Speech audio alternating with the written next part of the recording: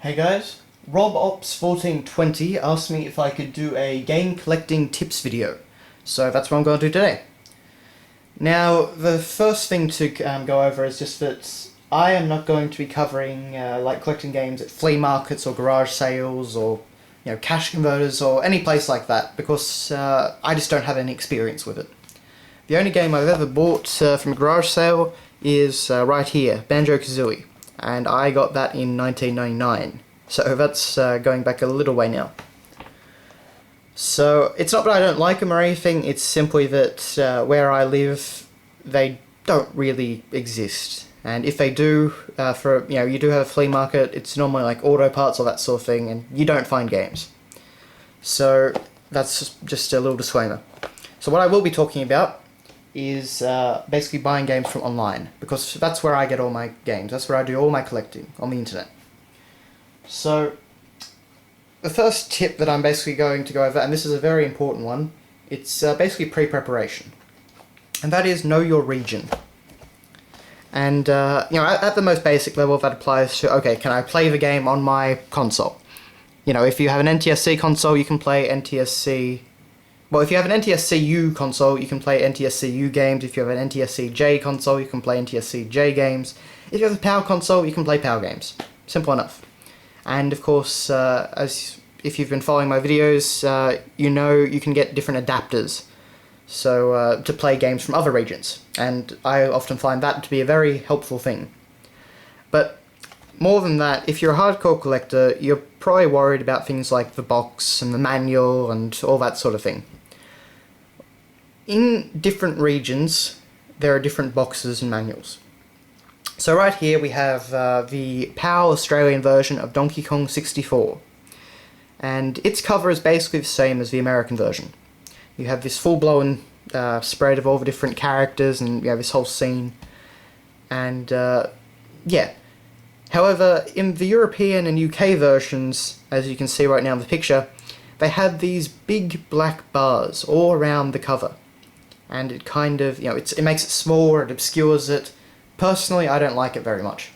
And so I would never buy a UK or European edition game that had that anyway. There are a few exceptions. Normally, some of the later Rareware games.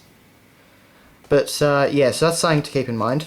And on the manual front, we have right here 2 Mega Drive games.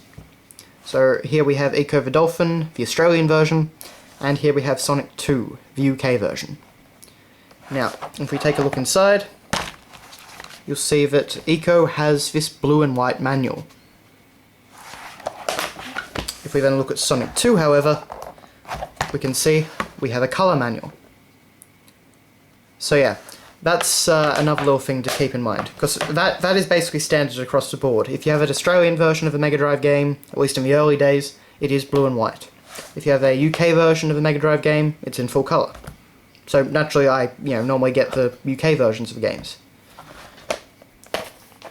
So yeah, knowing your region can be a very important thing if you're if you're really into collecting and care about the box and the manual and that sort of thing, because it does definitely vary quite a bit. Okay, so tip 2, and this comes to actually buying games on places, mainly places like eBay with auctions and that sort of thing, but it does apply just in general. So, right here we have my copy of Metroid Zero Mission. I waited and watched on eBay for probably a little over 3 years for this game.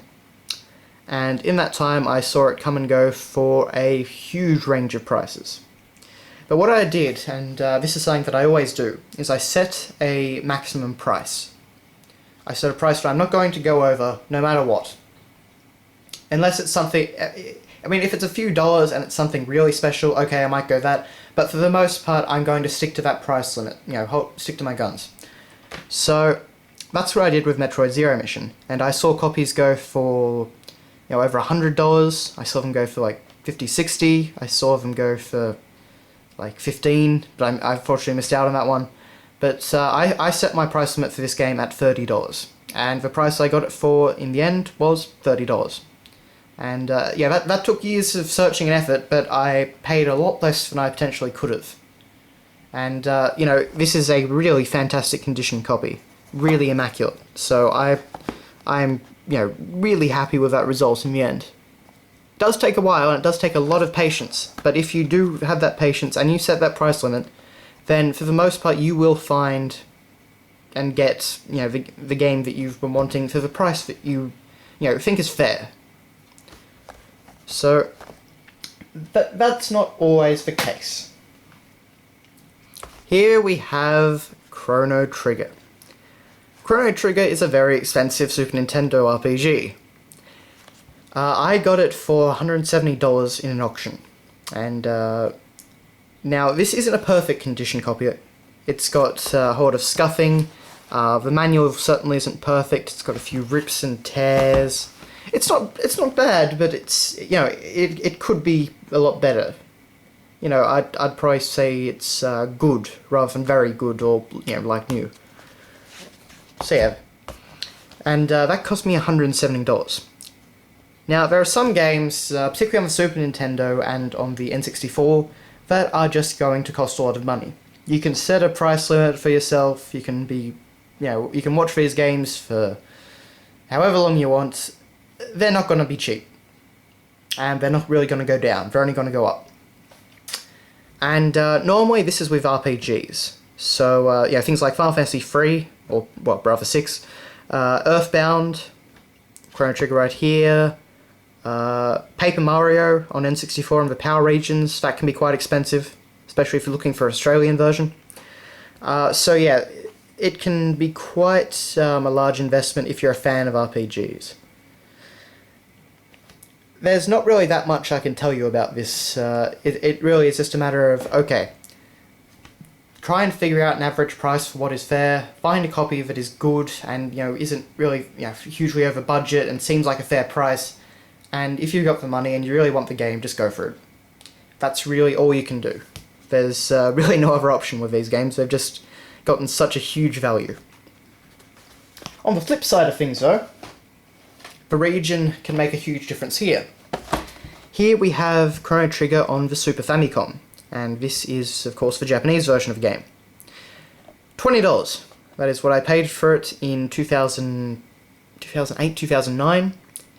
That includes postage. I just got this off of eBay. So yeah, region can make a huge difference in pricing. Just as another example, for Paper Mario, as I said, it can get quite expensive in Power Regions. I often see it go for over $100. In the US, though, it's pretty much around $50, $60 for a box copy. Of course, this all does vary, but that's basically the gist of it. So the region that you choose often has a huge effect on price.